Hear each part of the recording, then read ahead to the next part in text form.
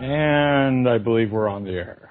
That's like that's the longest intro I've ever heard. I know. So Matt, I had my guest add you. It should be Delta 9 locked, James Rink. Okay. Yeah, somebody did add me, but they're not showing online. Well. Yeah, he's showing offline, and if he's offline, I can't pull him in. He's going to have to, well, I'll try and see what happens. Okay. Now it's giving me a voice message. He has to show online or I can't bring him in. Maybe we'll have to call him. We can call him, though, right? I'll type a message here. Okay. So hopefully everything will work out this week. Last week, during my second hour, I lost the internet connection here in Mexico and couldn't get back on. I didn't know what was going on. Tammy Sutton's still in New Orleans doing something with the new film she's going to direct. So, and hopefully we'll get my interview guest on, who's James Rink. James Rink is a MKUltra Super Soldiers program survivor. Couple things I want to talk about. First, this whole past week has been crazy for me. I've been in Tijuana trying to figure out what's wrong with my 1-year-old daughter. She started having some kind of growth under her armpit. They said it wasn't a cyst, and then we've been running around like 4 or 5 different doctors and clinics and labs and hospitals, and first they told us she had tuberculosis. So that meant we would have to get tested, anyone around her, all of this. And then so we went to a tuberculosis specialist today, and he doesn't think she has tuberculosis. Now we have to do some more tests to see. He thinks maybe it's just an infected lymph node or something. But, I'm getting frustrated with the wonderful third world Mexican medical services here, and I think I'm just going to take her across the border to San Diego, the Children's Hospital, if they don't figure out, exactly what's going on here. So it hasn't been fun, and I move around a lot. I usually can't stay more one place than 4 or 5 days, and I've been in. It looks like he's online. Yeah, I just talked him into doing it. And hello. Hey, James. I was just talking about. Yeah, we can hear you. How are you going? How's it going? Oh, hello. Hello. Is this working? Yeah. Hello. Maybe your microphone is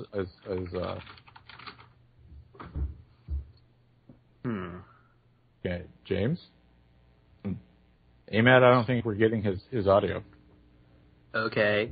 But I can't hear you, so let me try. Try your volume. Okay, now I hear something. Can you hear me now? Yeah. Okay. Wait, your volume was? No, just some weird quirks here. Okay. Technology. All right. I was just talking about my crazy hectic week with my daughter and Mexican medical services and all that usual human stuff. All right. Okay. So, are we live right now? We are live right now. Okay. Did you do the introduction, or do I need to reintroduce myself? I was just introducing you before you got you on. I was saying that you're a MKUltra Survivor Super Soldier program and all that. But if you want to introduce yourself, that'd be great. Okay. Hello, everybody. I'm James Rink, and I've been involved in my labs. My story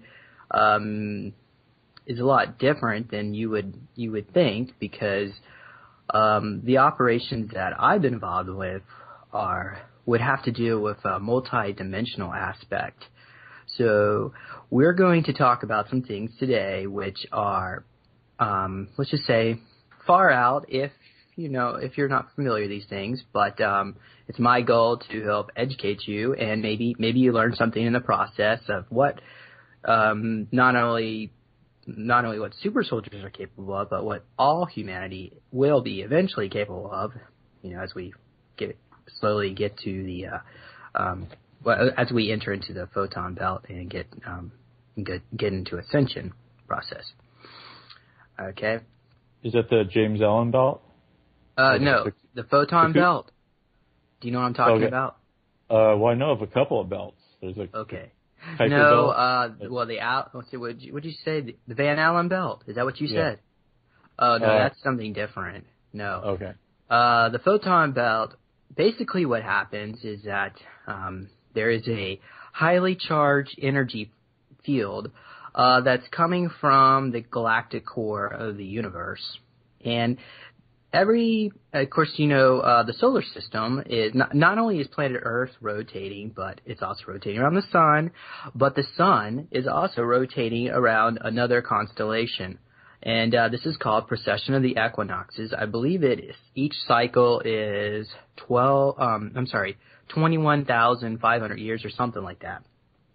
And what you do is because it's a loop, okay, what happens is that just imagine a ray of light, like imagine a linear flat plane, okay, and this ray of energy, this photon energy is on this linear flat plane, and as the solar system travels every 12,000 years, it passes through this point. Then again, because you have to imagine it as a sphere, as it goes around the other side, it also comes back around at the other 12,000 years. Okay, so that's why every 12,000 years there tends to be a pole shift. And the reason is because this highly charged energy is such a high frequency, high vibrational frequency, anything that is not of the white light cannot survive. So the problem is planet Earth has not been able to reach a certain planetary ascension level, so every 12,000 years there's always been cataclysms. And we're about to enter that photon belt on December 21st, 2012. So that's a nutshell. And then is that the ascension to the fifth dimension? Okay, well, I'm not quite sure what's going to happen. I mean, I've been told different things, but I guess what I'll share with you is I'm not necessarily adopting any of these belief systems, but this is what I've been told what's going to happen. Basically, this highly charged energy frequency, I forgot the word that I was given, but it causes all electricity to stop. So it has something to do with like the photons and the electrical, the molecules and all that. But so all electricity is going to stop. In addition to that, now I'm not sure. I probably should get a clarification, but I believe all the sunlight is going to cease. So it's going to be pitch black over the whole entire planet. And during these 3 days, people are totally going to freak out. And I don't know all the details, but I've been told that it's possible we may have the Greys and the reptilians actually do an invasion, and they're going to show themselves, and they're going to come to this planet and clean it up, the Dark Cabal. They are going to, I guess you could say, make war, but it's more like they're coming around to clean up their own what their own kind has done, the mess that their own species has done, because there are benevolent reptilians and those you could say they're not so benevolent, right? But and those are the ones that control this planet right now. Okay, and that's interesting. And also those people who are of the white light, who know how to project love through the heart chakras, and are not going to cave into fear. Those are the people that are going to send, and they're going to get through this 3-day period with flying colors. But a lot of humanity won't. They'll be out rioting, killing each other, and I don't know if the reptilians and all that are going to show themselves right then. I was also told it was going to happen sometime between 2012 to 2014.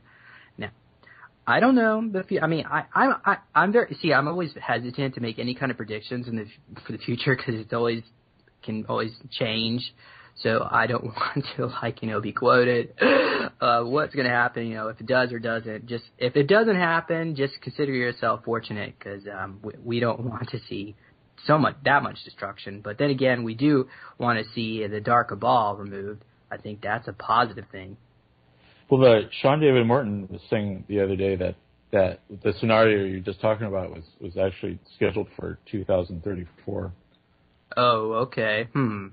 I don't know. Well, when all the aliens show up and clean up the mess and put the Earth back on its axis and stuff like that. 2034. Wow, I would think they would have come around sooner, but yeah, maybe that's true. I don't know. I can't say. I mean, I haven't heard anything about like that, but you never know. Well, I know, there's all kinds of stuff going around, but there's also the saying, the theory or whatever, that there's actually going to be three open windows where this may or may not happen. The December 21st, or 2017, or 2034. There's three possible windows for this ascension.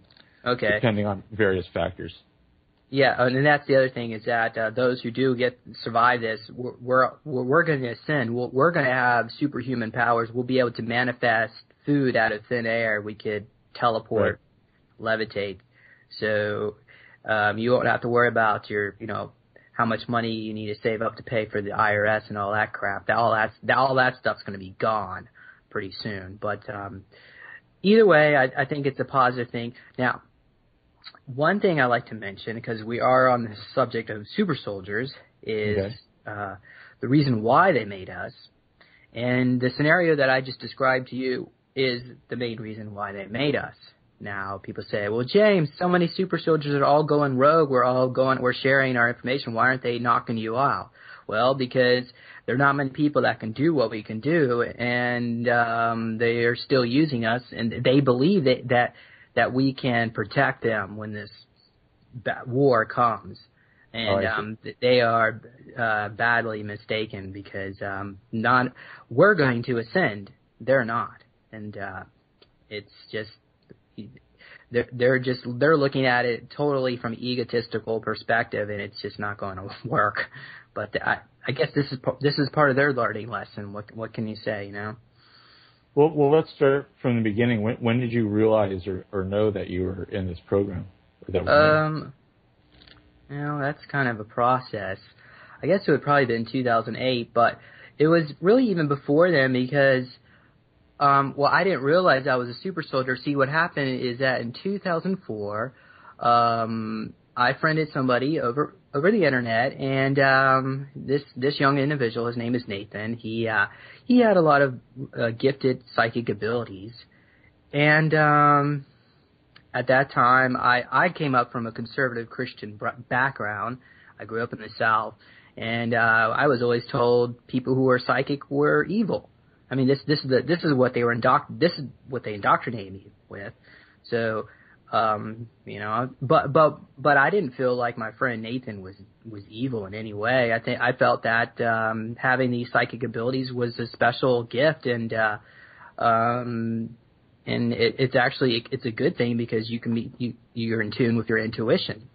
So I started doing some research and all sorts of different things, and when I say things like aliens, Illuminati, all that, and then I came across a story from a Michael Andrew Perot. Are you familiar who that is? Yes, he. Okay. I know. All right.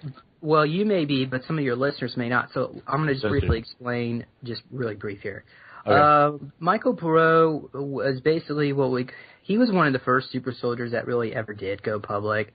Back in 1998, he recalled being used as a MyLab, and he was taken to underground facilities, and you can read his story online. So if you're interested, he was also plugged. What interests me, he was plugged into a Montauk consciousness chair, and he had when they turned this chair on, they could actually bring his consciousness, his thoughts, into 3D reality, and actually make it physical. So they instructed him to visualize diamonds, and a chest full of football-sized diamonds manifested in the room. And of course, that helped finance more of these experiments and projects.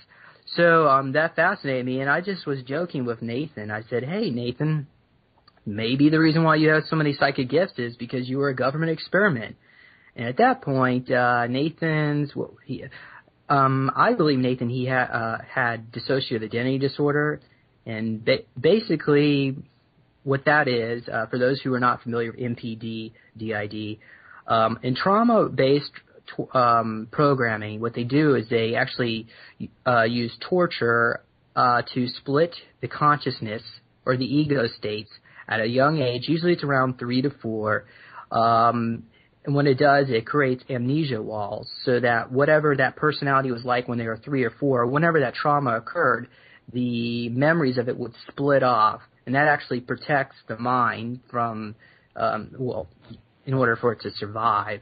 So it's a survival mechanism, but somehow I guess the elites have figured out a way to use this kind of ritualistic torture to create what you would consider sleeper agents. So when I mentioned this to Nathan, apparently he had some kind of amnesia wall, but it broke down, and then he had recalled memories of being in underground facilities and being given tests.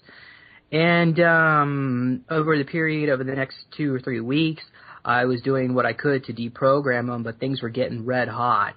It got to the point where the last contact I had with Nathan, I was being followed around, and then I was getting all sorts of attacks, and then I started getting daily needle marks. The last contact I had with Nathan was in March 2005. And then at that point, I started getting these really bad dizzy spells, and they actually and it got to the point where that I called 911 and I said that I had a possible food poisoning, and they put me in the psych ward for 3 weeks because they didn't believe me. So, when you start getting involved in this kind of research, there's a certain price you have to pay to be a whistleblower, and I've walked that path. I know what it's like to for people to oppose you and to in my case, they actually put me in the mental hospital, the psych ward to.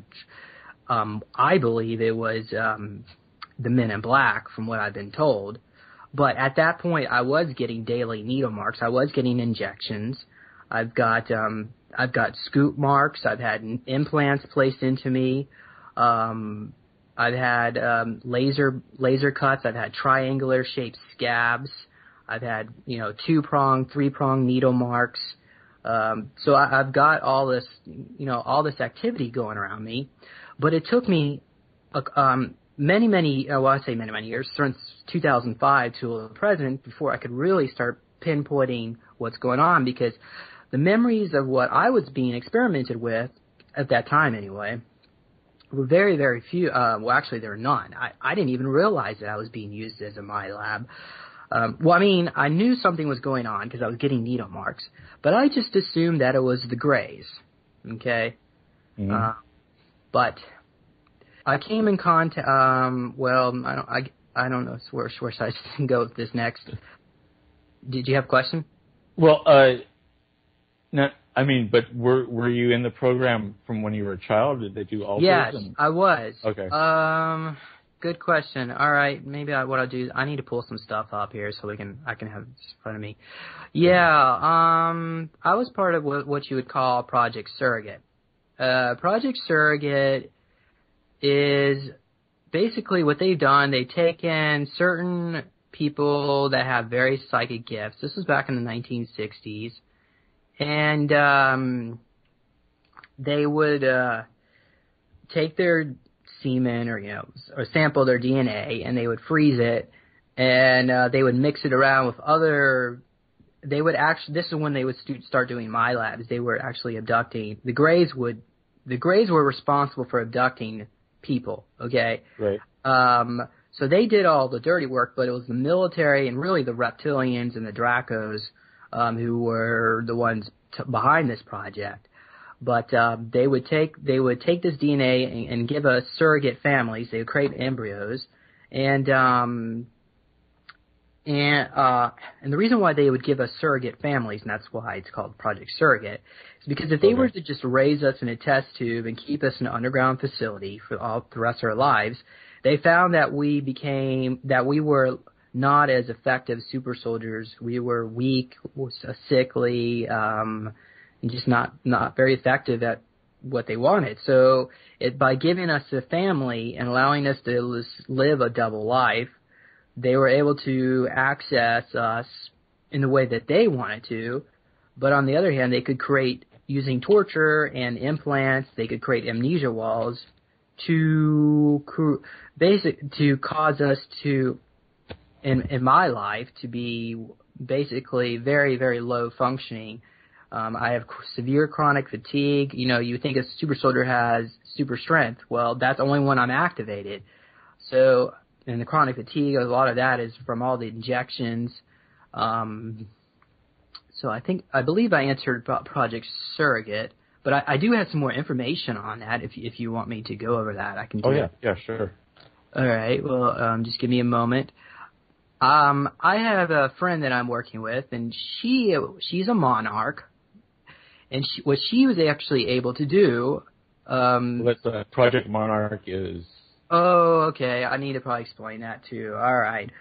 I know what it is, but for people, the listeners, okay. Monarch is a total mind control slave. Remember what I was telling the listeners earlier about MPD, DID, where they create amnesia walls? Yes.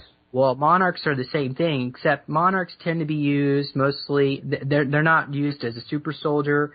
Monarchs are mostly used for like sex, slaves, and information couriers, drug muling. You should really go investigate Kathy O'Brien and look into that kind of information. So it's not so much super, but they do have photographic memory. They actually do some. I think they scar their brainstem is what it's called. So this individual had photographic memory, but I also believe she was probably being used as a super soldier. But she actually attacked her handler, and in this underground facility, she went into a file cabinet and grabbed a bunch of our files, including her own. And if you want, I can read a paragraph or two about this Project Surrogate. Sure, that'd be great. Okay. All right, so this is something she found on Project Surrogate. And I want to start with this. Okay. Through trial and error of DNA manipulation, the first set of perfected superhumans, Generation 1s, were born either as test tube babies or surrogated. However, only 75 out of the presumed 123 possessed abnormal abilities. Another 54 were unstable both mentally and physically due to the alterations of their minds and bodies, leaving some brain dead, paralyzed, deformed, or had some type of brain damage that conflicted with their senses, nerves, and bodily functions. The remaining 21 were deemed fit for battle. Some 5 years later, 3 stable and 15 stable G1s, which is Generation 1, had now become civilized, albeit more so with military, scientific, and medical employees. This ended the G1 project due to the fact that all had found free will. A second experiment was conducted, Generation 2, again this is Gen 2 super soldiers, and managed to create more super soldiers. However, these had less powerful abilities, and only 631 out of 754 were perfected. Some of the G2s were birthed from test tube and surrogated mothers, while others were actual sons and daughters of G1s. However, these types were few and rare, as most pregnancies led to miscarriages.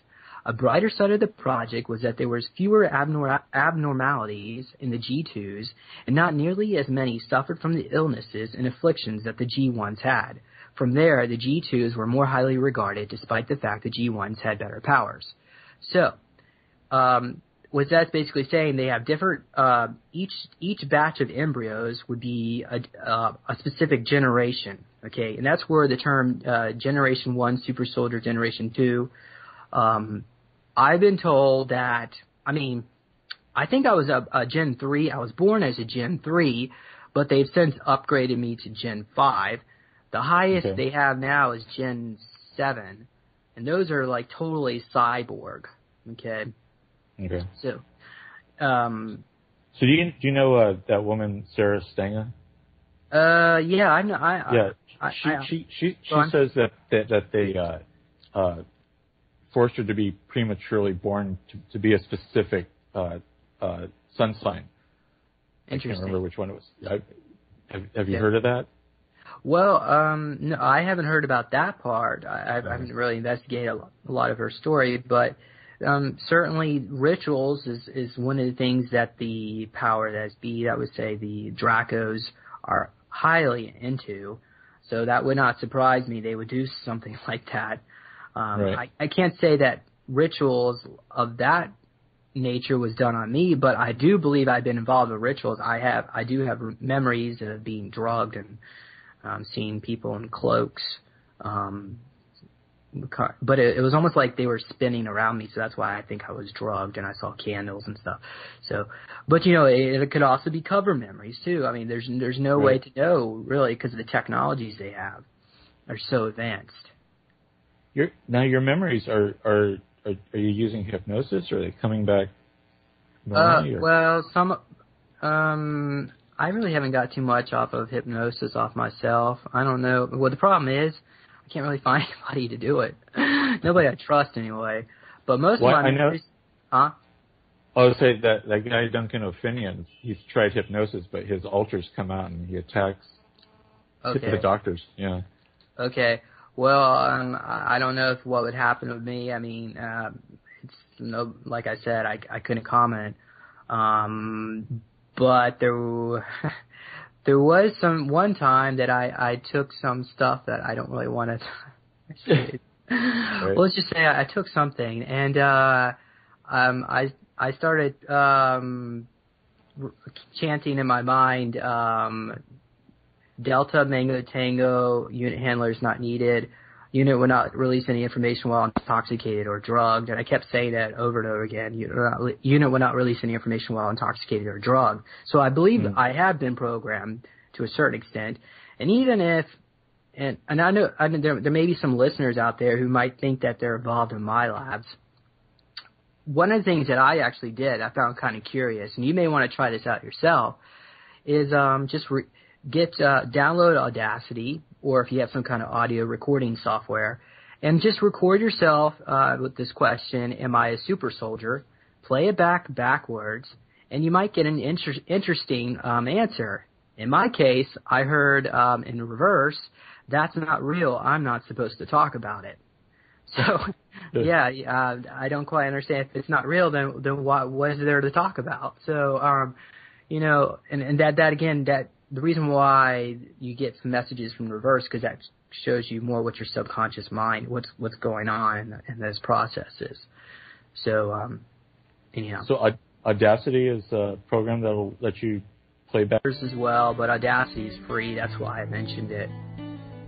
Oh, we're coming to a break. Okay. So when we come back, we'll talk more about Super Soldier programs. Experiencer. And so James, let's get back to let's talk about alterations of your body. You said that you have like nanites and they changed your bone structure. Hey, yeah, I'm back. I'm sorry. Okay. Could you please repeat the question? You've talked about in your other interviews about alterations in your body. Okay. All right, you're talking about shape shifting. Well, I mean, haven't you had your bones changed into? Okay. Well, that's a good question, and I want to explain how this works. Okay. Remember earlier I was mentioning how they don't want us in this physical dimension to have these kind of abilities. Right. And the reason why is because they don't want us to go rogue. And if there was somebody who had metal bones and could lift up a tank, and levitate or even levitate a tank in the public sector, it would cause a lot of problems for their black ops and all that. So what they actually do is they do put nanites in me, and via the nanites and implants, and they also take samples of my DNA. That's why I mentioned earlier about the scoop mark, where they actually take a scoop of your flesh, and they create clones of us. And I don't know how many clones they got of me. I would assume maybe anywhere between the numbers of 3 to 20, could be 100, I don't know. But as long as they have just enough of your DNA, at least some of your DNA within these clones, you can, or at least super soldiers can. I don't know, maybe you can, I don't know, but you have to go through a lot of this programming and all that from a very young age.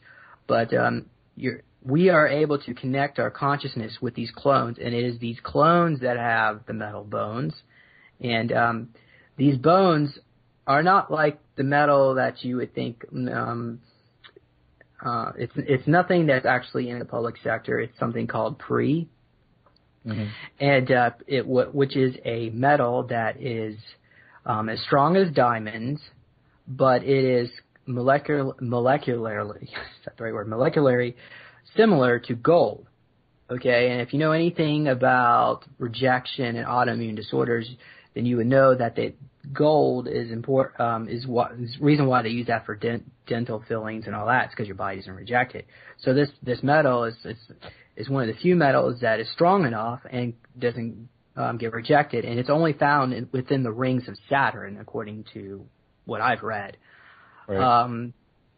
But apparently, though, I want to mention is that in addition to that, I believe, now I have not physically done it, but I know other people that have shapeshifted. I believe that it is possible that we can physically shapeshift in this dimension, but they do things to us to prevent that from happening, which is, again, with the nanites and the chips and the implants. So who knows what we're really capable of if we weren't being tinkered with so much. I hope I answered your question. So, yeah. Oh, yeah. Well, so when your consciousness shifts into the clone, and if the clone gets killed, do you experience the pain of that death? That's a good question. I don't have any conscious recall of what it's like to, actually, the moments when your consciousness is transferred in and out, and at moments of death. Most of my memories are flashbacks. But what I will do is I'll give you my opinion what maybe is going on. Okay. Again, this is your consciousness. It is not your soul. As far as I know, they can't put your soul. But I've been told the aliens can do it. So I don't know. I don't think the government. I don't know. Maybe they do have the capability of doing it now. But it is actually your. But from what, let's just to keep things simple. From what we do know is they do have the ability to put your consciousness, which is your thought patterns.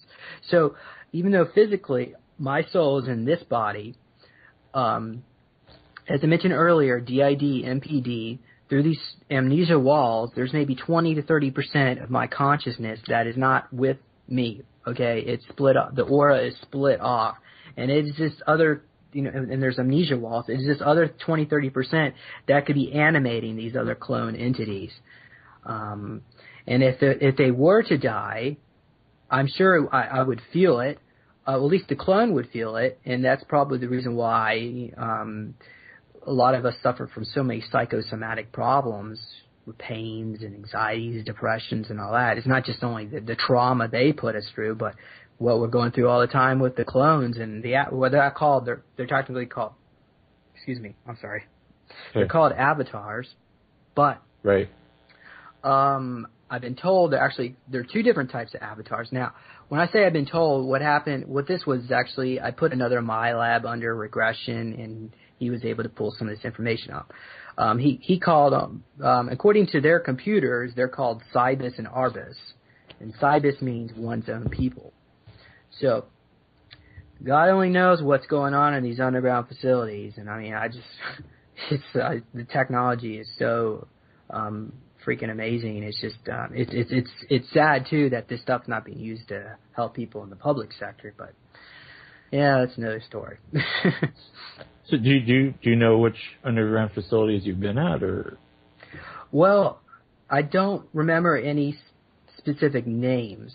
However, the word Jackson appears to keep coming up, and I don't know what exactly goes on. I believe there's probably a trip chair.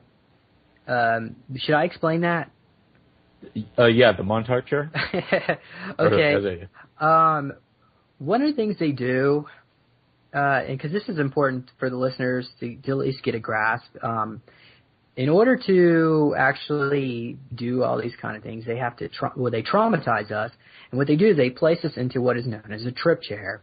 And these are, as you said, they're Montaukine technology, and they were originally, I believe, the technology was given to the government through the Syrians. Some of these were the negative ones, and also the reptilians got their hands on this technology, and they use it too. But what it actually does is you can download memories, you can upload memories. Like, for instance, say they want to activate me, and what they would do is they would take me to an underground facility, or one of these facilities with these trip chairs.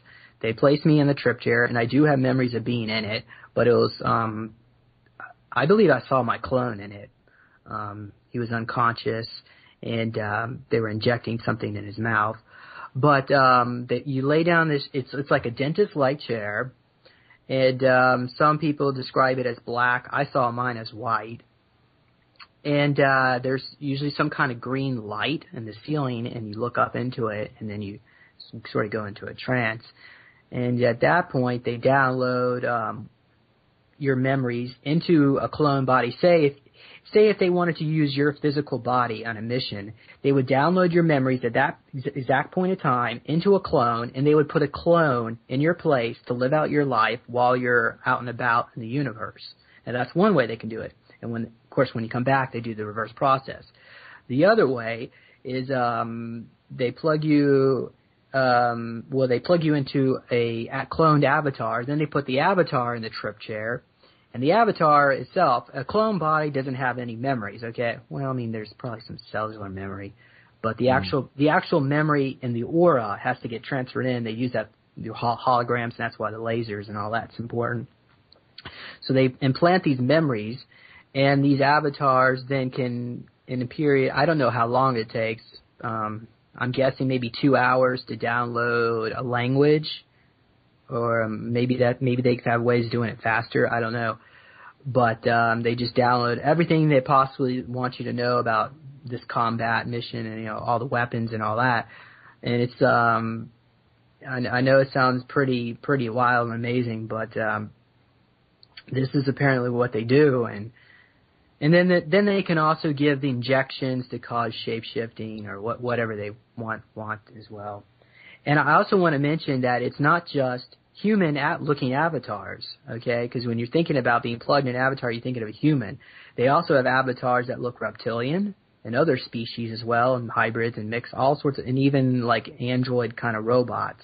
But like I said earlier, it has to have at least some of your own DNA, so there has to have some biological component. Otherwise, you won't. You can't attach to it. Okay. Yeah. So when these clones aren't being used, where do they have them?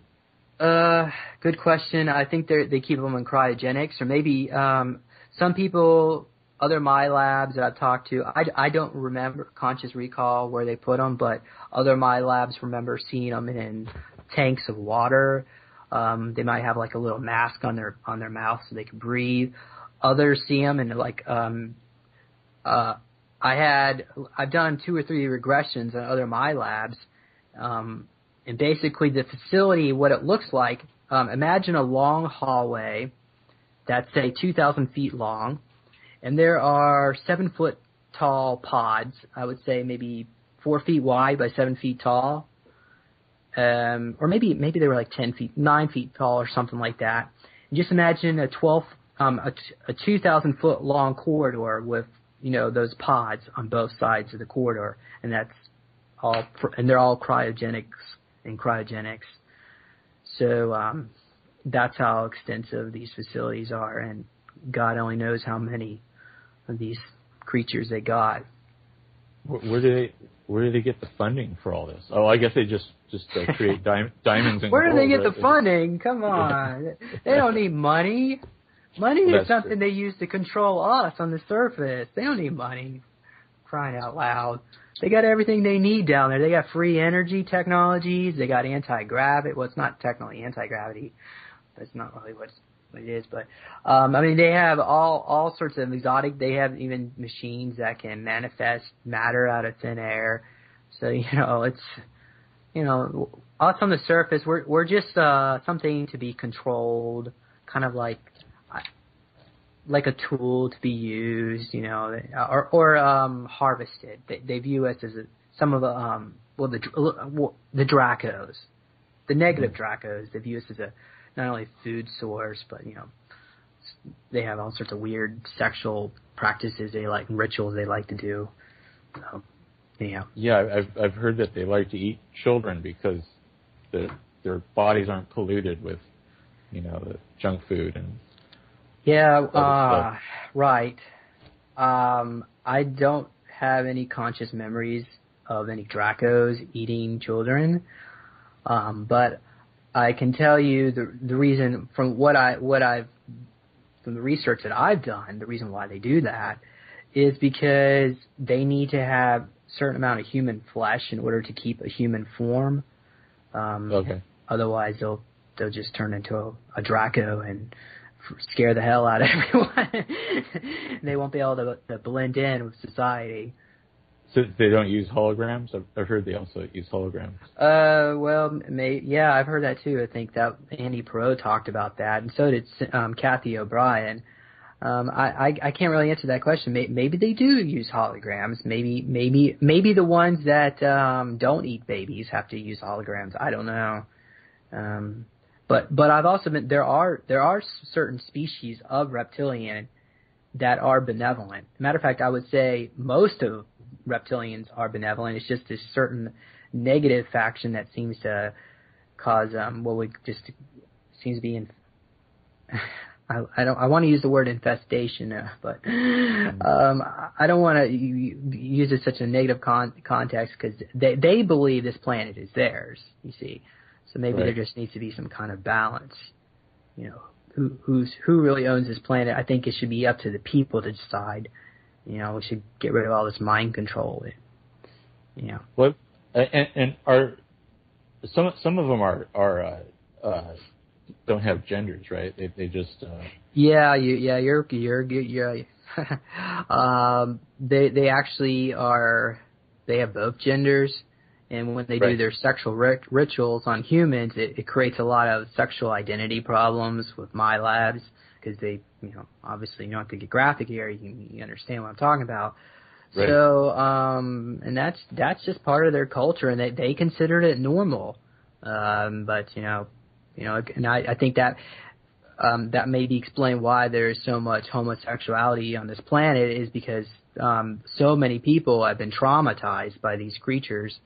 And the numbers that I actually was able to, from what I was able to get, they're basically abducting about, I think it was 75,000 people per year. Is that right? Yeah, 75,000 people per year being abducted from this planet and being gang raped and ritualized sexually on the Draco homeworld. Now that's just the Dracos. I don't know I don't think the Greys are so much. The Greys.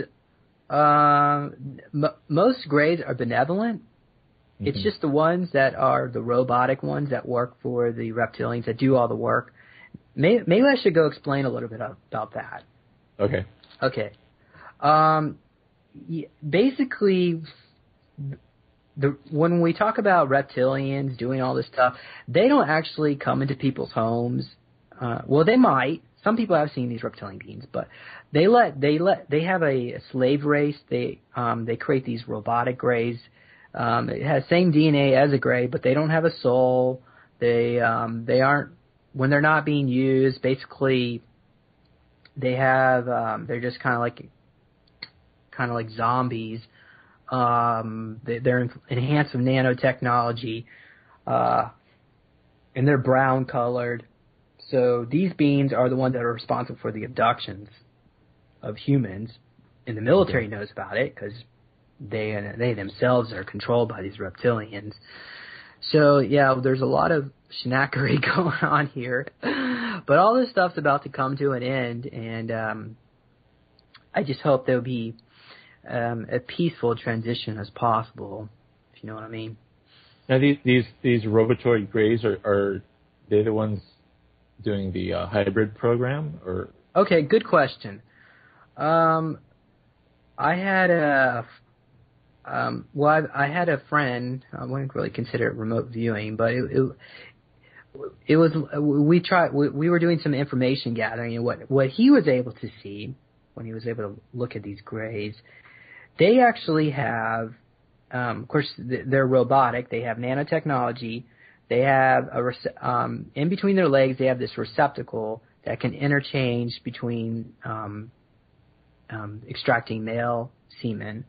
And so what they actually do is they go, say the Dracos or the reptilians want to find somebody that usually they do these experiments on reptilian human hybrids. Okay, they don't really care too much about. If you don't have much reptilian DNA in you, they don't really care too much about you, but they leave you alone. But if you do have reptilian DNA, they extract your DNA. They come in the middle of the night or whenever, usually in the middle of the night because you're in bed and it's easier to put you under a trance. They extract the DNA, and then they have this receptacle that can change out.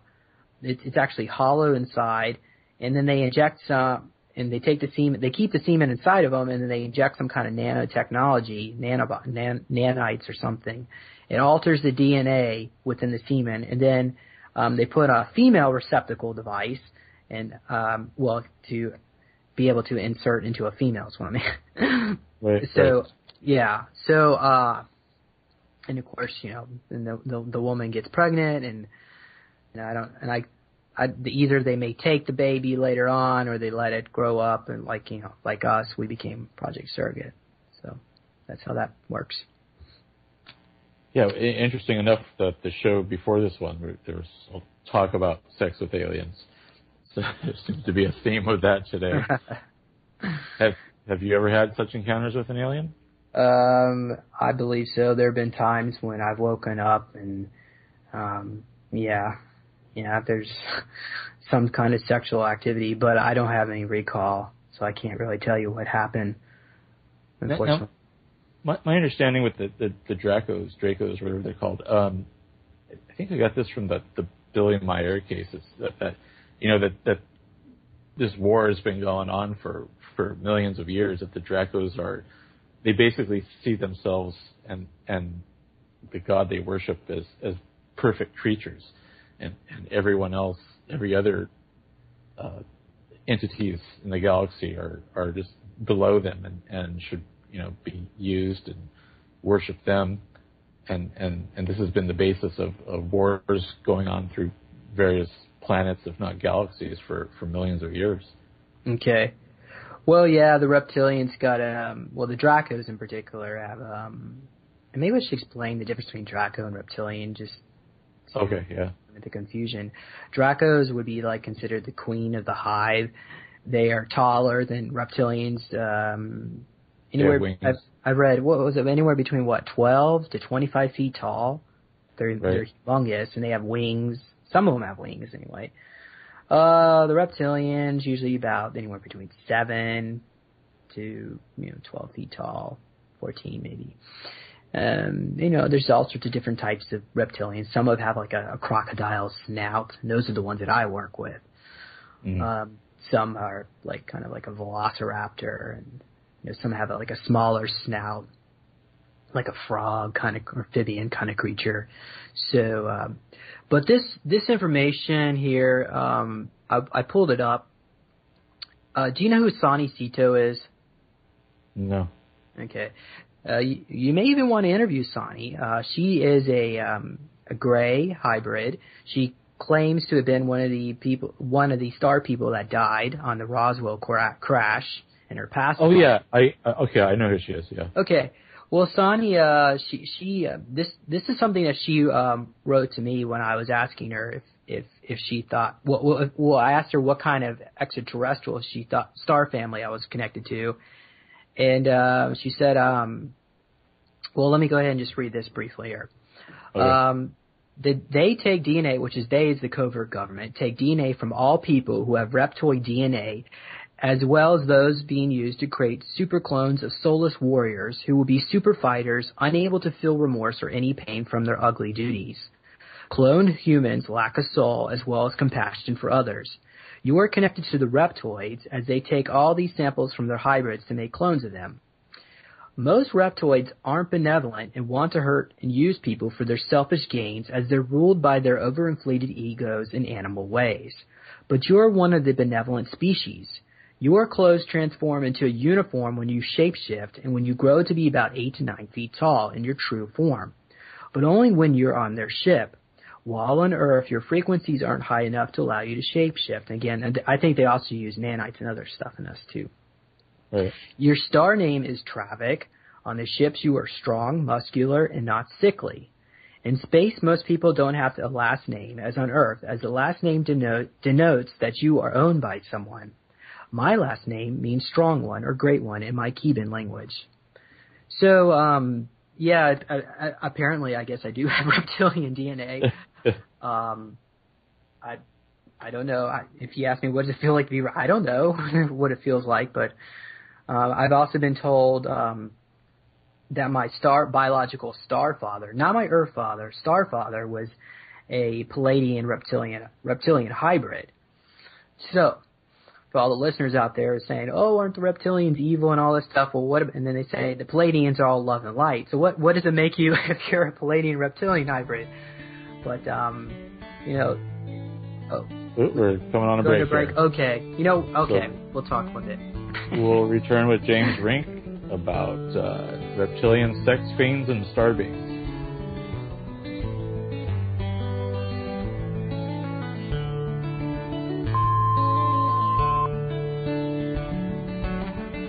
James Rink, super soldier, MKUltra survivor, and a man who has many clones. James, I want to read something here from Barry King. He sent out a press release. He's calling it quits. Barry King has been out there.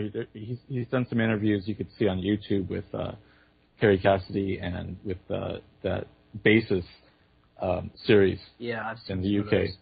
Seems so. I'd been hoping to talk to him, but well, let me read you his press release, and maybe you have a comment on it.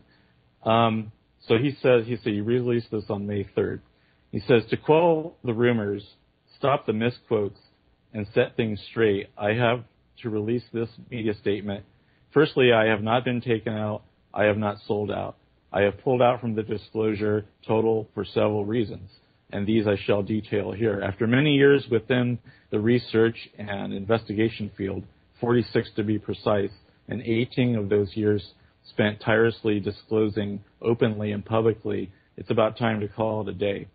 I've done my job, did what was intended, and to bring the public's and alternate media's notice the state of play regarding secret facilities, projects, and black programs, the locations, dates, personnel. This, I feel, has been achieved.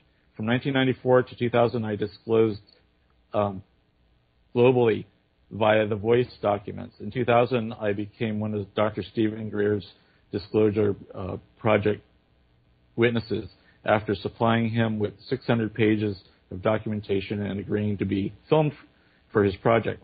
I was the first to bring the area of PLF's program Lifeforms to the world's attention and to Dr. Greer. Dr. Greer has spoken a good number of times in his interviews and conferences talks of ARVs and stagecraft, and he has stated as most important the PLFs, the area where he claims he receives the most threats.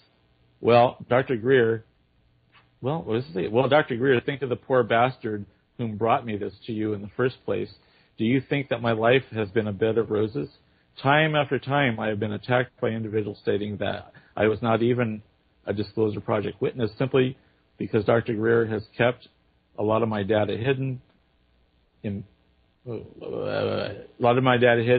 backgrounds and has never publicly claimed or publicly admitted the fact that I was a witness. He still proclaims long and loud at conferences and in interviews through the importance of PLFs within the disclosure arena. Me? Well, I've been pushed so far into the background now. Dr. Greer states he has others connected with the field. He does not need me or my data, even though I started it all. So I've had enough of disclosure, especially with Dr. Greer and his witness program. The lack of interest is a global concern. The media, the public, in disclosure, whether by initial or full-blown, the world really does not care nor wants to be disturbed from their cozy lifestyles of holidays abroad, sitting in front of giant plasma 3D TVs, watching the dumbing down soap operas or sports or controlled and manipulated documentaries on their latest DFS credit purchase sofas. They do not want to hear stories of UFOs, aliens, underground bases, mind control, etc., unless it is via a glossy, sensationalized Hollywood blockbuster. The above gives you an idea of why I have dropped off the grid, wishing nothing more than to do with trying to educate the world. It's a thankless task anyways. Also, I believe I have a right to closure if I've got my revenge on the controllers, the United States Air Force, NSA, CIA, and countless others connected to my disclosures. I've made sure the world now knows of Peasmore. Okay, so Peasmore is a base in England that James Cosball was also at. So what do you think about that? Well, that doesn't surprise me because I've been hearing really bad things from Stephen Greer's group as well. Basically, the information that I've come across basically states that the guy works for the Rockefeller Foundation, and that his job, I don't know, I believe it's called Orion Project. Is that the one with the free energy? Do you know? I'm not sure. Okay, well, he has not in addition to the disclosure, but the Orion Project is where he claims that he's working with inventors to bring out free energy technologies. And from what I've been told, basically that organization is a front for the Rockefeller Foundation to act like a yes organization. Like, for instance, if you had a free energy technology and you offered it to this group, their job is just say thank you, and that's it. Kind of like trying to apply for insurance on something, and they just throw your file behind the file cabinet. Okay. Okay. So, in addition to that, people that have got contracts from the from Stephen Greer's foundation group, the Orion Project, and they read this contract. It basically states that they're going to control the technology 100%, but they don't have the right to actually produce it. So they're just basically shelving it. So it doesn't surprise me that Stephen Greer did that, and I think that's the reason why Kerry Cassidy drilled him so badly, hard on on one of her her Project Camelot shows. So as far as Bear, that doesn't really surprise me too, because there are times when I just feel like giving up too, but I don't really have any choice because I'm tired of waking up every morning, feeling like I don't have any sleep. I have needle marks all over me. I have no idea what I've been doing. My health is not all that great. I mean, I've got chronic fatigue. I have autoimmune problems. And of course, a lot of that's from all the injections and the drugging and all the DNA modifications they've been trying to do to me. So I really have no choice. Now, Barry, I don't know, did he mention about him having cancer at all? No, I don't see anything there. Okay. I don't want to say anything on the air unless I know for sure. But his health has not been that great, and I think he probably just wants to just live his life or whatever's left of it. But I do honor. Huh? Oh, I said Stephen Greer. That have you seen that blog, the Ex White Hat? Yeah, I have. I've commented. Go on. He says Stephen Greer is a reptilian. Well, that wouldn't surprise me. I mean, look what he called his free energy. I believe he called it the Orion Project. And Orion Prime is the Draco homeworld. Right. So, anyhow. So, how often do you believe you get sent out on missions with your? Oh God, I don't really know for certain. I mean, it could be possible that I could be talking to you right now and bilocating, or at least a part of my consciousness could be into a clone avatar right now, busy doing outer space operations. Maybe it could be possible I could be doing 2 or 3 bodies at the same time. I mean, we're talking about multi-dimensional aspects. I mean, there's no telling. Excuse me a second. Are yes. you taking calls? Yeah. Go ahead. So, could I be talking to a clone right now? Are you sure you're here? I'm pretty sure I'm me. 443 just joined us. Yeah, 443. What's your name and where are you calling from? Oh, it's Ike from Maryland. What's going on? Hey. Do you have a question for our guest? Oh, yeah. I want to know what the talk show about. This is the Art of Dreaming on Revolution Radio at freedomslips.com. Is that the show you were calling into? Yeah. Just discussing foreclosure. What's that? I said, is this discussing foreclosure? No, I think maybe you called the wrong show. Oh, all right. Make sure you send your debt validation letters out. Oh, okay. For a minute there, I thought maybe he was going to trigger you or something. Some kind of code word. He may have. I don't know. He may have. There you go. Go on. Do we have any other callers who actually have a question? Yeah, if anyone wants to call in, feel free. I don't have the number in front of me, but it's on the website, freedomslips.com. Revolution Radio. Okay, so that's interesting you say that because like 10 years ago I was calling myself on the phone, but all my other self could say was hello, like hello, and it was my voice. I've had witnesses of this, and later on I was told that part of my soul had left and was off doing something and trying to reconnect with me. Have you ever? Hello? Yes, I was trying to get information on the show tonight. The show right now? I thought it was going to be on tonight at basically 10 p.m. Eastern Standard Time. Oh, that would be the show after mine. I'm not even sure what show that is. That's Legal Wars, and that's in about 48 minutes, something like that. Okay. All right. Thank you. Go to whatliesinyourdebt.com. I've done a documentary on the financial system. I don't know if you saw Changes on the Horizon. No. Okay. Yeah, that was 3 years of work. I was so fed up of being MyLabbed all the time and couldn't. I mean, they don't really let us hold a job because the chronic fatigue. You can't really go out and do much work. So right. I spent my time putting documentaries together and doing what I could to help out, getting the truth out. Yeah. So what is motivating you to get the truth out? Because I'm sure you get attacked a lot and. Yeah, well, yeah, definitely. I've got a lot of really bad. I mean, I think I'm probably about as red hot as they get right now. Mm-hmm. People say, James, why do you keep doing these interviews? Is it worth it? I'm like, well, what other choice do I have? I mean, it's either that or just give up. Okay, but I can tell you, like for instance,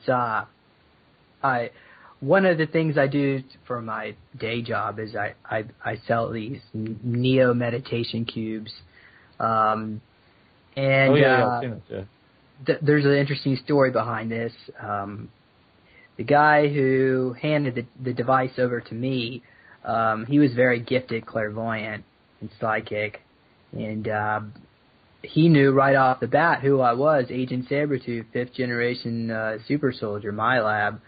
And he was pulling all this information out from the Akashic record, and my Akashic record, that is. Right. And he was also used as a MyLab himself, but that's a different story. And it got to the point that they were attacking him. There was an NSA liaison calling him up, telling him that his technology will be ours, meaning the covert government. And they wanted to. What he relayed back to me from those conversations is basically they wanted to get me under control, Agent Sabretooth, and they also wanted to weaponize the Neo technology for black ops and mind control. Of course, I would refuse to do it. That's why they were harassing him. Okay. And it got to the point where they basically changed him out with a clone. and this is the information that he relayed to me when he got out of the facility, is that they, the last thing he remembers, he was being interrogated in this facility, and they would tell him to look into the white light. He would black out. They would ask him, what do you know about James Rink? They would try to, they destroyed parts of his brain, and then next thing he remembers, there was a team of, he said they were Palladian-looking, blonde-haired humans dressed in black ops, and they stormed the facility and rescued him and some of the other inventors that were down this facility, and they were placed on a Palladian starship and given therapy to restore their memories. And so he's telling me all this stuff, and then next thing you know, 3 or 4 weeks later, he totally reverts back, so I think they changed him out with another clone. So this is the kind of shenanigans they do. They take your best friends, people. If I'm working with somebody and I'm actually making progress to help humanity or help myself break free, they will take your friends and change them out with a clone. So it's a bitch. Am I allowed to say that word? Yeah. Well, these are the kind of things that I have to put up with. You know, other people may have to be worrying about how they're going to pay their next bill. But for me, I'm worried about whether my friends are going to get changed out with clones or whether I'm going to get changed out with a clone. We've been joined by 2 more callers. 604 is next. Okay. Yeah, 604. Well, good afternoon, gentlemen. It's been interesting listening to you. Hey there. I was interested in 2 things. The first being, are you familiar with Nostradamus and the Grand Cross speculations? No, I'm not. Okay. No, I'm not either. When are we going to see the alien sex queen videos? James, that was from the show before us that we were getting into the Michael, that's a good interview. You're doing a really good show, and it's been quite entertaining. It's highly speculative in some senses. I'd like a little bit more evidence, but it's certainly an interesting series of tales. So thank you, Agent, what did they call you? Sabretooth. Agent Sabretooth. Thank you very much for joining us. Yeah, you're welcome. I'm over. Okay. See you later, gang. Yeah. Who's next? 202. Yeah, 202. Where are you calling from? What's your name? 202? You sure you're not asking for 267? Oh, maybe that's it.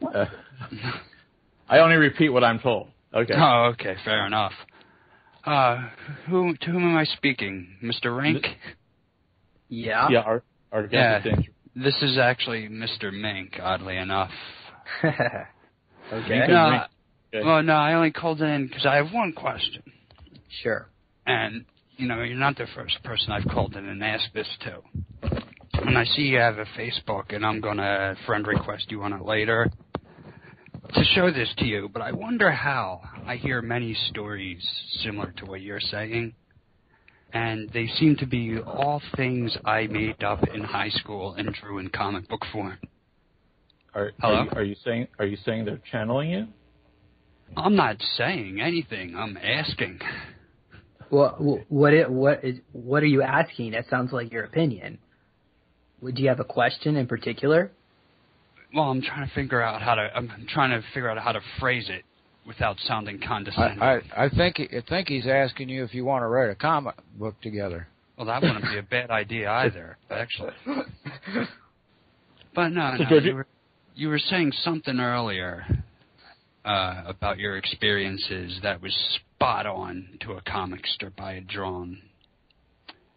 I was talking to someone in a similar show earlier this week. We were having the same discussion. Well, here's a better example. You ever see that show, Ancient Aliens, on the History Channel? No, yeah. I don't really watch it too much.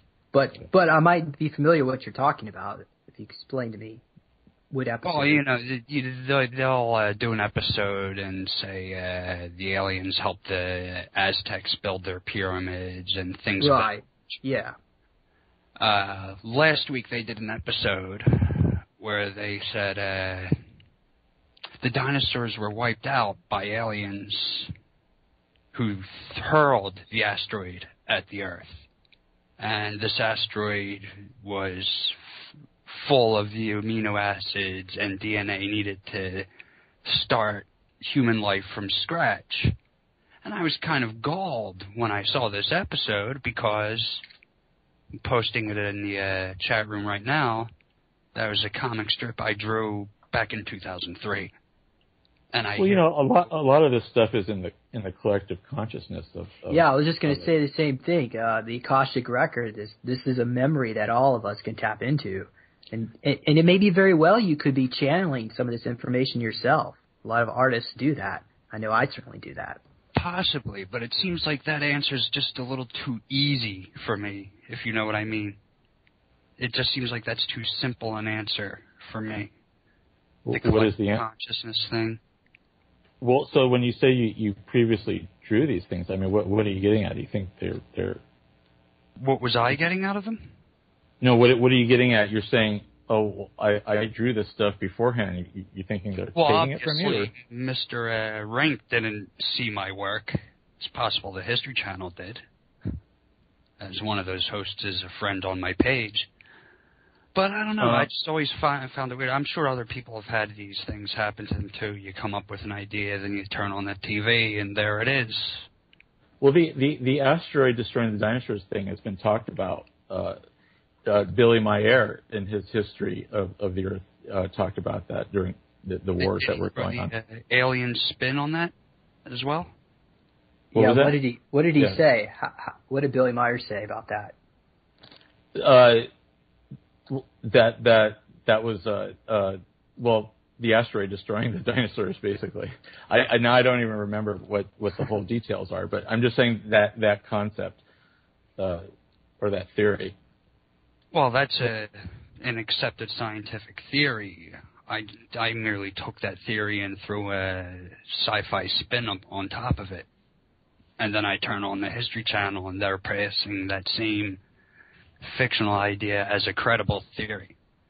Well, you also have to realize that Hollywood also puts this kind of information in sci-fi movies to make it look like that the truth tellers, us, are a bunch of cranks. crackpots and absolutely. Kooks. And that is absolutely true. And who knows? Maybe the places they actually get these ideas for their movies are actually people in the covert Black Ops. I mean, certainly Hollywood is connected to the Illuminati. Well, I do know the president of the Motion Picture Association of America once said Hollywood and the U.S. government come from the same DNA, were his words. Those were his words. Wouldn't doubt it. That sounds about right. The Whore of Babylon. That's a secret at all. You can watch a documentary on Alien Area 51, and they'll talk about the movie Independence Day and how the Pentagon wanted them to excise any reference of Area 51 from the movie because officially it doesn't exist. Well, I know you can find a YouTube on anything.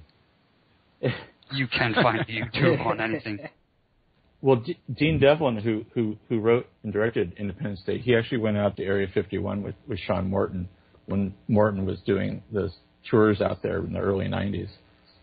So that's where he got the info. Could he get? How close? He was allowed inside? No. They would go up on a ridge, and they would watch the test flights, and they would watch the X-60 or X-99, this giant shuttlecraft would come in, and when the shuttlecraft was coming in for repairs, at the time it was coming in, I think it was 91, the Las Vegas area and pretty much half of Nevada was experiencing these huge booms in the sky, which might relate to the booms that are going on right now. Are these ships coming in at Mach 5, Mach 25, Mach whatever? They're coming into the atmosphere and causing this. Yeah, that booming thing is weird. The booming thing and the trumpet sounds and the exploding stuff going on. Have you heard about this, James? You've been following this? No, I don't know about the booming thing now. Sorry. Yeah, it's all over the world. It's happening. Oh, you mean the sounds like in Canada? Yeah. Yeah. I think that's Mother Earth letting people know that she's about to do some earth changes with the ascension process.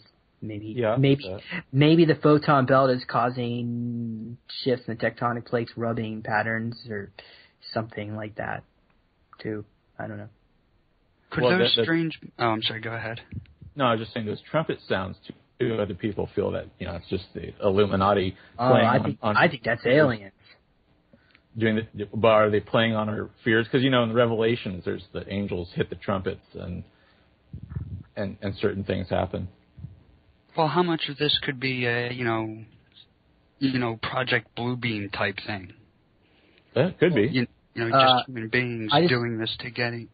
Well, with Project Bluebeam, that's already been disabled. For the listeners who don't know what Project Bluebeam is, that's where they're going to put holograms in space, and there'll be like an artificial rapture where they'll have UFOs make first contact, but the UFOs are created by the shadow government, and they'll just pick up all the people and dump their bodies in outer space.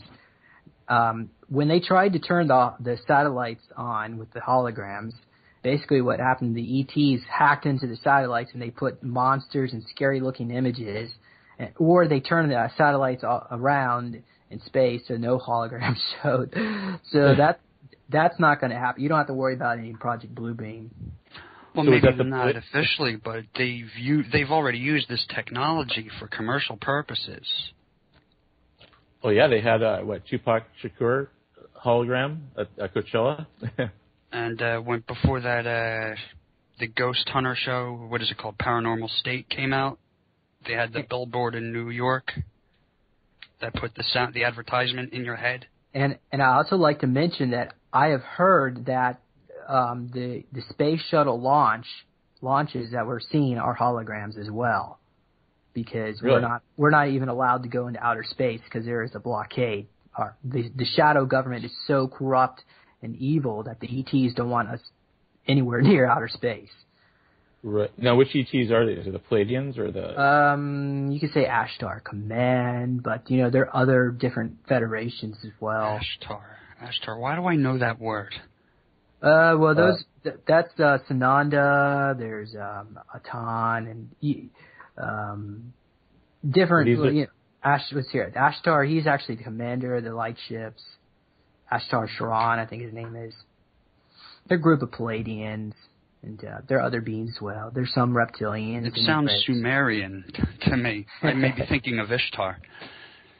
Could be. Yeah, Ashtar. There's also Bashar, and there's all these names. But these are just names for us to refer to them. These my understanding of these beings just don't have actual verbal names. It's like because they communicate telepathically and they use symbols, like crop circles or something. So Ashtar, Semyazi, or whatever are just like titles.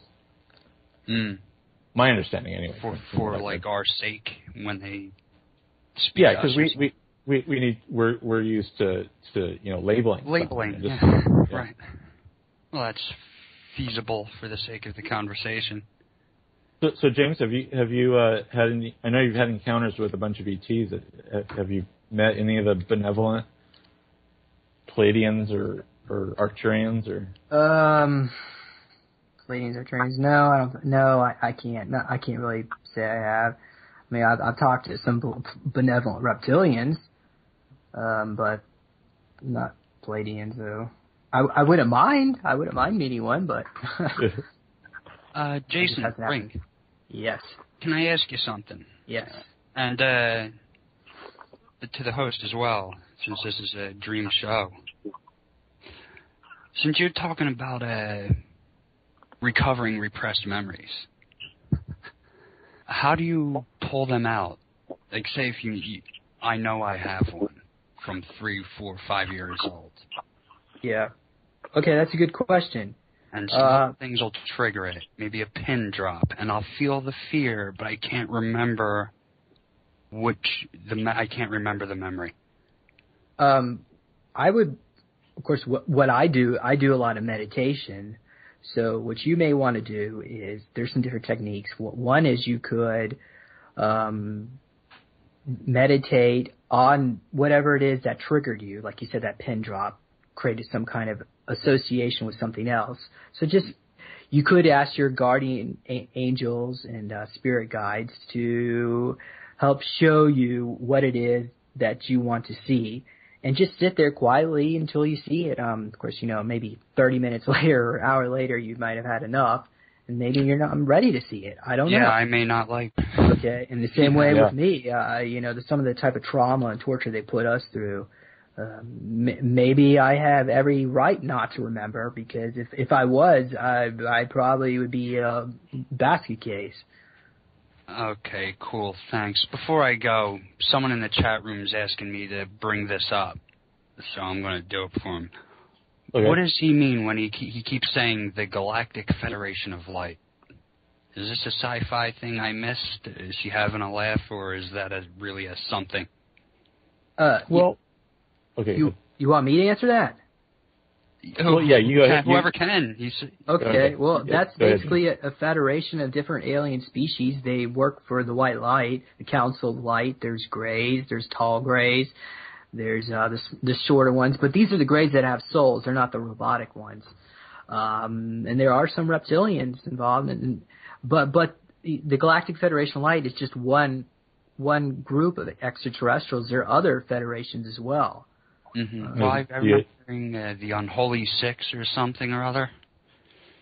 Well, there's the Andromeda Council, and remember, these are just reference titles for us to reference. That's not what they really call themselves, right? Yeah, it's just we could easily visualize. Of course, we're thinking of Star Trek or something like that of what they are. We've been joined by 347 now. Okay. Let me leave you alone then. Jay, thanks for your time. Yep, thank you. Okay, thanks. I'll find you on Facebook, Jay. I'll show you some of that artwork. All right. Have a good one. You too. Bye-bye. Okay, next caller. What was it? 341? You're on the air?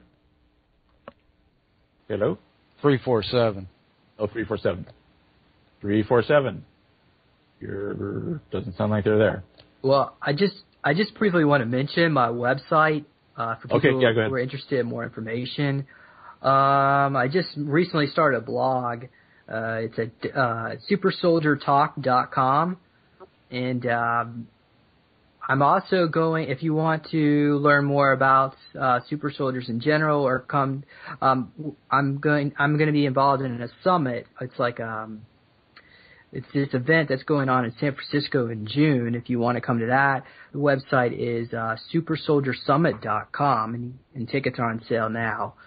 I'm going to be there. There's going to be some other My Labs and super soldiers, as well as individuals that give some information about mind control in general. So that should be an interesting summit. I encourage you to get a ticket as soon as possible before they all sell out. And what's the website for the box you sell? Oh, yeah, right. Good question. Neologicaltech.com, and that's, let me spell that out for people. That's NeologicalTech,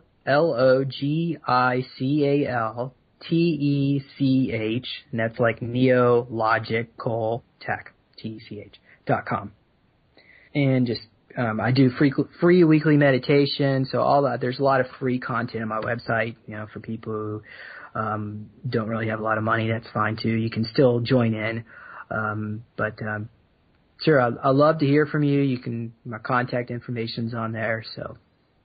And these meditations, they're real time. You're like a conference call? Well, yeah, I do a weekly show, but I also I'm actually gonna take a break for a couple of weeks for that. But I have been doing they're all uploaded on YouTube, commercial. The ones that on YouTube are commercial free. So I encourage people, actually, if you want to listen to the show, you can actually download it, put it on your iPod, and listen in to the meditation. And there's all sorts of different subjects, healing, integration, or increasing your psychic abilities, all sorts of different things we cover.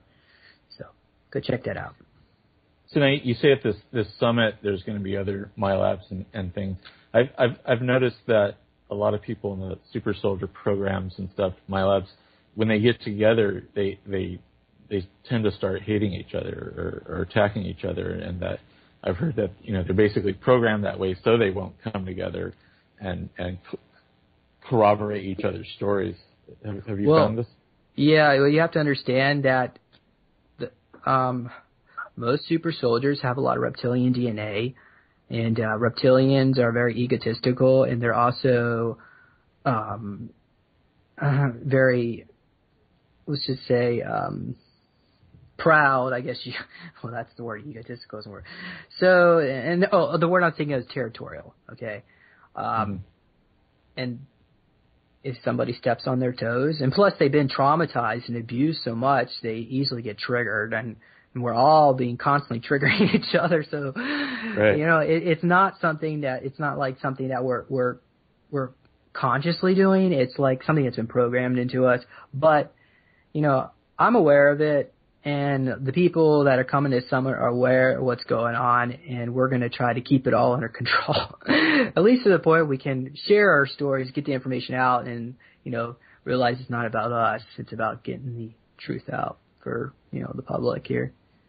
So. And then when you guys get together, I mean, don't you sometimes start remembering missions you've been on together, or? Well, I visited Max last September, and I didn't really get triggered. Well, actually, when I first met Max, I was triggered, but not when I met him in person. So, it all depends. It's sometimes you don't have to meet them in person. Sometimes just hearing their voice can do it. But it varies from person to person. I'm hearing a sound in the background. Is there a caller on? That 347 is still there. Can you hear us? 347, we're on the air. Are you there? Well, 347, try your volume. You hung up? All right. So, what was it remembering? So, how many altars are you aware of? I don't know. As far as I know, they've never really come out. I mean, I don't even consider Agent Sabretooth an altar. I consider it more like a code name. It's like every super soldier would have like a different code name. There could be as many as a couple hundred of them. I can't answer that question. I'm still being used. I'm still being actively used. So they're going to do everything in their ability to make sure that I don't integrate. But right. Do you remember the last time you were used? What mission you went on, or what you did? No, I don't. But the last memory that I had was I remember being in this underground facility. It was round. Okay, the facility itself seemed to be round, but in the center was like in a command center, like an office. And I was dressed up in camo, and like green camos, black boots, and like a camo patrol hat, it's like a baseball cap. And I saluted. They handed me. The general was in this command center, and he handed me some kind of document and or paper, and I saluted and walked off. And it could very well be my avatar. Maybe I was simply tapping into a memory my avatar was doing, or I could have been remote viewing myself. I can't really answer what that was. But what's kind of interesting, if you give me a moment, I can pull this up. Okay. My friend, he's also a MyLab as well. He actually remembers this same facility when I was telling him all this. And he says, okay, so I told him about this memory, and this is what he says he remembers. He says the facility had a green color, and the central office was the command center. Inside, there are a number of people at the computer interfaces dressed in a skin-tight black gear, which contained a Nazi SS stormtrooper insignia on the collar area. So they had like these black uniforms that are skin-tight with the SS logo on their collar. The central hub would have been a silver metal complex where at the rest would have been green, having offshoot corridors. One leading to the lounge area, which is a different color in other areas. There's also a main computer area where MyLabs place data into computers, but they are highly drugged and controlled. There may also be, and they're probably clones too, there may also be a lift that may take you to a loft or wing where the commander resides in his own lush office. This is where he compiles data of each My Lab and photos of them doing things in their civilian world. He thinks he is smug and full of power, that one. There are also training areas. This is a part of a larger facility. Space Fleet Command is also connected to this. So I don't know where this is. Maybe it's Dulce. I don't know. What base is Dulce? You think Dulce is still active? Do I think Dulce? I think it is. But have you heard otherwise? Yeah, I read somewhere that it's been deactivated, but I don't know. Who knows? It's interesting. When you say they were wearing the SS emblem, you could just automatically dismiss that. However, just recently the soldiers in Afghanistan and Iraq have been photographing themselves with that SS emblem.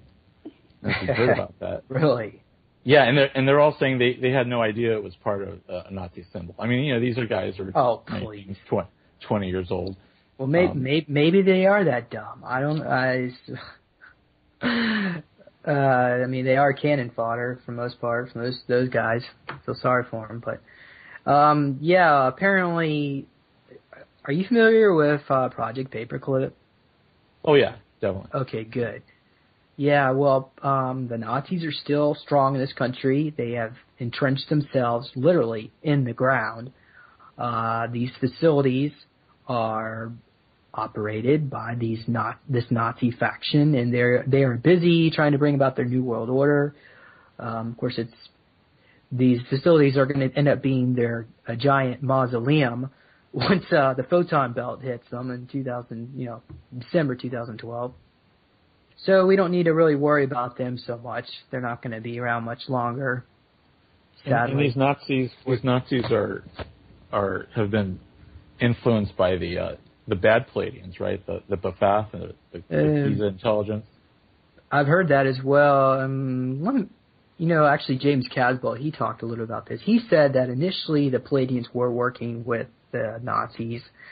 But the Nazis, originally the Nazis weren't negative. They were into the esoteric, they were into metaphysical, but it wasn't until later on when they started turning dark into the dark magic, dark arts, the Palladians pulled out, and that's when the Greys came in. Well, the negative Greys and reptilians, and of course, like I said, the Greys actually are working. Some of them anyway are androids of the reptilians, like robot. And so they're the ones that gave the technology to the Nazis, and that turned off. Right. When after the war they all went down to the Antarctica. Now that's a good thing you mentioned that. Now I've heard other things about Antarctica. From what I've been told, they didn't actually go to Antarctica. There's already base there, and going back to the time of Lemuria and Atlantis, and those are actually beings that live in inner Earth. And you might have read about the Admiral Byrd mission. Yeah. Of course, he got his forces got annihilated, but that wasn't the Nazis. That was just a cover story. The government, if anything was going to leak, they're going to say the Nazis did it, but they can't say the aliens did it, and they're aliens out of those entrances. And apparently, do you remember when they were drilling a hole in that lake, and I think it's Vostok or something in Antarctica? Oh, remember that last? They thought there was a UFO or something down there. I heard what I've been told. James Horak, he actually mentions this. He says that there are these giant machines that are holding the Earth orbit in place. Like I don't want to say anti-gravity machines, or some kind of generators that are kind of keeping our poles stable. So the cabal, the secret government, is trying to get down there and tinker with that and just analyze it. Imagine them messing around this kind of stuff. You imagine what that would be like. I mean, it's going to cause a freaking pole shift. These people are that crazy. So who knows? I mean, all this madness is. It's not going to be around for much longer, but we just got to hang in there. We are getting divine intervention. We got another caller on the line, and somebody was asking what your website was again. SuperSoldierTalk.com. And you're on Facebook too, right? I'm on Facebook, and and if you want to get a ticket for the summit, it's supersoldiersummit.com, and my company website is neologicaltech.com, and that's NEOLOGICALTECH. Okay, caller, you're on the line. Hello, caller. You seem to be having 718. Yes. 718. Hi. Yeah, just waiting for Tex Mason. Okay, that'll be in 15 minutes. Okay then. Why don't they give you guys a different phone number? Okay. You're going to have to call back later because I got to hang up the server and they got to pick it up. All right then. So I'll call back later. Okay. All right then. Thank you. Unless you have a question for James Rink in my labs. Maybe he could learn something new. Well, I think some people don't have internet access and they call on the phone to hear the show. Okay. Yeah, well, we're not talking about financial information. However, if you want to do that, I guess we know that. There's plenty of things to talk about in my labs. Speaking of finances, have you heard of this guy Drake who's been on the various radio stations? His information is really good. I highly recommend listeners to tune into that. Of course, people have told. I mean, I've listened to it. It kind of gets long-winded, and he sort of takes a while to get to the point. But he also says NESARA is real, and that's what my documentary was on. NESARA, the National Economic Security and Reformation Act, gets rid of the IRS, Federal Reserve. So, yeah. So, NESARA was Bill Clinton actually held at gunpoint by the Delta forces to sign that? Yeah. Did you see it? That documentary? I think I did. Okay, great. Yeah, that was yours, right, okay. Yeah, that was me. Right, yeah, well, that's what, the information I got from the Dove before she passed away. And there used to be a website called NESARA.us, and that was operated by, her name was Shawnee Goodwin, and, back in 2010 or 2009, I think she died for some reason, and that was really the only archive of any of that information, and it all sort of just disappeared. But thank God I got most of my research done for that documentary before that website was gone and she was gone. Some of this information is really hard to come by. So those who don't know, the NESARA document, Clinton didn't want to sign it, and so the certain generals in the Pentagon had the SEALs and Delta Force just come into the White House, telling the Secret Service to back down, and just pointing guns at Clinton and say, sign this document now. I don't know, was it a Clinton clone, or was he cloned? Yeah, that's what the research that I uncovered, and so was Janet Reno that time. She was cloned. Right. Of course, now they've had cloning technology since the government has it since 1979. The aliens have had it for millions of years, but so the first president was President Carter, was as a clone, and then they've been perfecting the technology ever since, to the point where now they can make a clone within, I believe, three days. Although some say 12 hours. I don't know if they can do it that fast, but you never know. Maybe they can. Well, I do know that there was at one point Clinton had gone to Rockefeller's retreat or ranch or whatever. He was there for a week or two, but when he left, he looked completely different. He was like 40 pounds lighter and had a tan. Well, isn't that nice? Yeah. he got a total body makeover. So yeah, they do change out the presidents. Anybody who's important for the New World Order has clones. Not only does the president of Congress have clones, who knows? Maybe Ron Paul's a clone. Makes you wonder. What if he's so opposed to the Federal Reserve? Why haven't they changed him out yet? I don't know. And that's the other reason why you don't really hear anything about any presidents or any Congress people, any of these people opposing the Federal Reserve System, because they just get changed out of a clone. But thing about Ron Paul, I don't quite understand that one. Maybe he's a plant. There's a video on YouTube where someone had caught when Hillary Clinton was campaigning in 2008, that she was in 2 different states and places at the same time. Yeah. Yeah. So well, she had clones running around. Yeah, that one surprised me. I've had other my labs contact me and say they were at the DMV and they said that the officer there basically told them that a few hours earlier somebody looked just like them was at the same DMV trying to apply for a license, but they had different address, the same name. They have the same name, but just different address. So yeah, I think who knows? I might have clones out there in the public sector lingering about doing God knows what. But they use clones. Clones are great for doing rituals, so that the original could sneak off and do a ritual under the Vatican. I don't know if you've heard about the one. I think maybe Drake talked about this, where they were doing a black magic ritual, satanic sacrifice under the Vatican, and all the most powerful world leaders were there. And the only one that would chicken out, didn't want to go through it, was Hugo Chavez. So, makes you wonder, who really has a soul? The people that run our planet are nothing, I consider to be nothing more than Satan's minions, and they're not going to make an ascension process, I'm afraid to say. Now, is Satan a Draco, or do they worship him? Or okay, good question.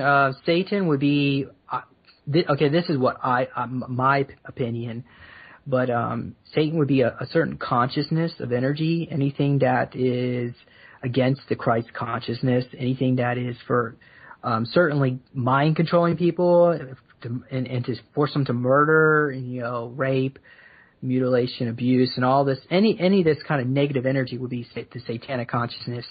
Now, it may be very likely the devil could be an entity. If you read the Eurasia book, the Eurasia book talks about how there's actually an entity known as Castellagia, I believe his name is. And that was actually like the king of Mars at one point. Then he turned negative and joined with the Luciferian revolt. So Lucifer is actually an archangel, but he's not really the devil. The devil is another entity, and people don't really understand this because, the Bible doesn't really talk about this kind of stuff. But and Satan is actually like a consciousness of energy of all the different forms of that frequency. Okay. So I just forgot. So have you you said you've encountered the reptilians. What about the Greys? Well, I think the Greys are the ones that are giving me needle marks all the time. There was a time back in 2005, right around when Nate went missing. I went downstairs in the kitchen, and actually I heard some papers moving around. It was late at night, like 3 o'clock in the morning. It was pitch black. I didn't even turn the light on. And I looked in the kitchen, and there was like this green LED-like light, and it was moving around in the kitchen, okay, in the dark. So you can kind of imagine what a green LED light looked like and moving around in the dark. And as soon as I stood in the doorway, the light went off. And nothing happened that night, but like 2 or 3 nights later, I had scratch marks on the top of my shoulders all the way down. And then I got like a laser cut in my, private parts and other parts as well, and then it just kept increasing to where it is today, and it's just maintained. Do you think you have any hybrid children? Yeah, but I don't have any recall of that. They don't allow me to have children myself, and there's various reasons for that. Part of it is to keep me under control, but I'm sure they've taken samples, if you know what I mean. Right. Spread it around a bit. Well. Speaking of Drake and clones, actually Drake had said clones were unstable, that they tend to break down or malfunction a lot. That's true. And that's why. That's why they use us super soldiers to put our consciousness into them. If they were to just clone me and activate my superhuman abilities and then send a clone of me out in the battlefield, it wouldn't be a very effective fighter. But if they were to put my consciousness into the clone, I could still control it remotely. But 240, shut your radio off, please. 240, you're on the air. Hello. Hello? Hello. Shut your radio off, please. Is this? My name is Mahdi. Hi, Marty. Do you have a question? Hello. No, I don't have a question right now. This is the text. This is the show with, featuring TextNet. That's in 5 minutes. You need to go watch Changes on the Horizon. Oh, okay. I'm sorry. Yeah. Call back in about 5 minutes or 10 minutes. Okay. All right. Go watch the David Wilcock Drake interviews. Okay. Yeah, there you go. Thank you. We have another caller, unknown phone number? Unknown phone number. How about I go ahead? I'd like to read something here from Project Surrogate. Okay. This is only like 2 paragraphs, so this will take me a little bit. We got like 3 minutes left. Okay, well, I'll read real fast. Patient 320, your embryo was delayed. That's me, I'm 320. I'm 320 out of 720 in Project Surrogate. Your embryo was delayed so it could be mutated many times. It seemed to be in different forms at different times. Your embryo was worked on for a span of 7 years. I see your embryo begin as a fish for a while. You are aquatic, as are the others. But your main DNA is fish DNA. You are used for Project Seagate. I also had seen crocodile DNA. You are an underwater mutant. Crocodile DNA makes you strong, and fish DNA enhances sensory inputs. I also see DNA from Hitler's SS race. The reason you are so... Okay. Yeah. Looks like the music's coming. We're coming to an end. Thank you, James, for coming on. Yeah. Okay. So thanks, James.